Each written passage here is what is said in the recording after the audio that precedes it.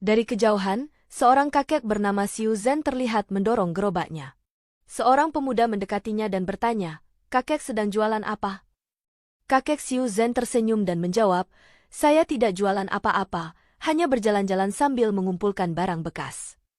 Setelah berkata demikian, ia berhenti dan duduk di gerobaknya. Pemuda itu bertanya, "Kakek sudah berusia berapa?" "Saya sudah lebih dari 70 tahun, jawab sang kakek. "Lalu, di rumah masih ada keluarga?" Tanya pemuda itu lagi. "Tidak ada, saya hidup sendirian," jawab kakek. "Sehari biasanya bisa dapat berapa dari mengumpulkan barang bekas?" Kakek menjawab, "Hampir 8 jiao, sekitar 80 sen." Pemuda itu bertanya lagi, "Kakek sudah makan siang?" Kakek menggeleng, "Belum." Pemuda itu berkata, "Saya belikan kakek beberapa bakpao, biar bisa dimakan selagi masih hangat." Kakek buru-buru menolak, "Tidak perlu, tidak perlu." Pemuda itu tetap membelikannya dan menyerahkannya dengan senyum. Kakek akhirnya menerimanya. Melihat sepatu kakek yang sudah usang, pemuda itu berkata, "Sepatu kakek sudah rusak, saya belikan sepasang yang baru ya." Ia pun mengajak kakek ke sebuah kios sepatu dan membelikan sepasang yang pas. Setelah kakek mengenakannya, pemuda itu bertanya, "Sepatunya nyaman?" "Nyaman, bagus," jawab kakek dengan senyum bahagia. Pemuda itu kembali bertanya, "Rumah kakek jauh dari sini? Biar saya antar pulang."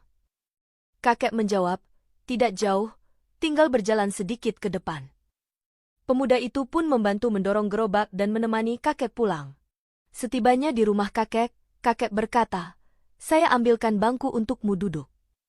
Pemuda itu tersenyum, "Tidak perlu, kakek saja yang duduk." Saat berbincang, pemuda itu bertanya, "Sejak umur berapa kakek tidak tumbuh lagi?" Kakek menjawab, "Sekitar usia 5 atau 6 tahun." Mendengar cerita kakek, pemuda itu pergi sebentar dan kembali membawa beras serta tepung. "Kakek, ini saya bawakan untuk kakek." Kakek menolak, "Saya tidak perlu, saya masih punya." Pemuda itu tersenyum, "Apa yang kakek punya adalah milik kakek. Ini hanya sedikit niat baik dari saya." Kakek terharu dan berkata, "Terima kasih banyak." Pemuda itu menjawab, "Tidak perlu berterima kasih." Kakek memandang pemuda itu dengan haru, "Kamu benar-benar orang baik." Pemuda itu berkata, "Kalau ada waktu, saya akan datang lagi menjenguk kakek."